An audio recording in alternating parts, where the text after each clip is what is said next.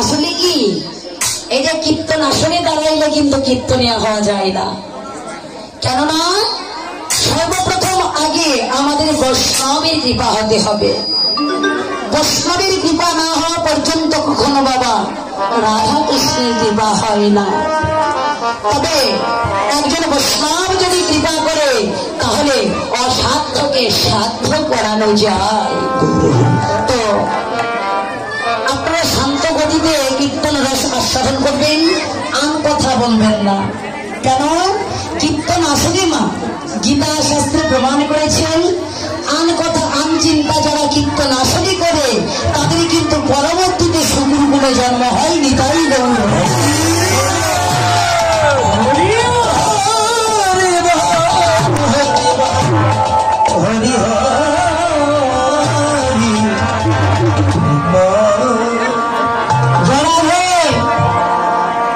ভগবান ভক্তির কাছে কি চাই বাবা? বাতাসা ছুড়ে দিয়ে না, বাতাসা ছুড়ে দিলে আসরটা নষ্ট হয়ে যায়। রেখে দেন, সময়ে দেব। বাতাসাগুলো ছুড়ে দিলে আসর নষ্ট হয় বাবা। হরি বল। এই বাবারা কথা শুনুন, হরিষই অনেক শুনেছে, কথাগুলো শুনেন, কেননা অপাত্রে কখনো ঘি ঢালা যায় না। ও মায়েরা, আপনারা তো গাভী দহন করেন, আপনাদের বাড়ি বাসায় অনেকের গাভী আছে, তাই না? তো গাভী থেকে কি পাওয়া যায় মা?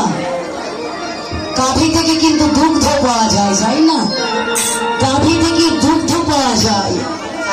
আর দুগ্ধটা যখন ভালো পাত্র করে জ্বালানি করা হয়, জাল দেওয়া হয়, দেখবেন উপর দিকে কি পড়ে মা? সর পড়ে। সরটা আমরা ভালো পাত্র করে তুলে রাখবো। তুলে রেখে যখন বাটনা করা হয়, জলের উপর ফেলানো হয়, তখন ননিগুলো কি হয়? ভেসে ওঠে, তাই না? আর এই নিচের জলটুকু যখন জাল দেওয়া হয়, দেখবেন জাল দিতে ওই জলটা যখন শুকিয়ে যায়, ওই পাত্রে দেখবেন তখন ঘি হয়ে যায়। তো মায়েরা, এই যে শুধু গাভী পালন করলে হবে না, পাত্রগুলো ভালো করতে হবে। তদনুরূপ ভগবানের অপ্রাকৃত লীলা এই কাম দিয়ে শুনিয়ে ওই কাম দিয়ে বের করে দিলে কোনো লাভ হবে না। হবে আসা যেই পথে, যাওয়াটা হবে সেই পথে। তো নিজের মনকে নিজেরা প্রশ্ন করে দেখুন, আমরা কোথায় ছিলাম, কি করছি, কোথায় এসেছি, আমাদের কি করতে হবে, কি করলে আমরা ভগবানের যুগল চরণটা লাভ করতে পারবো। মহাজন চৈতন্য শাস্ত্রী বললেন, মা যারে দেখিনি নয়নে তারে ভজিমু কেমনে? অনুমানে কখনো ভজন হয় না, সন্ধ্যের উপর কখনো প্রণাম হয় না। কেন? রাধা কৃষ্ণ বর্তমান, যা আগে ছিল এখনো আছে বা ভবিষ্যতেও থাকবে।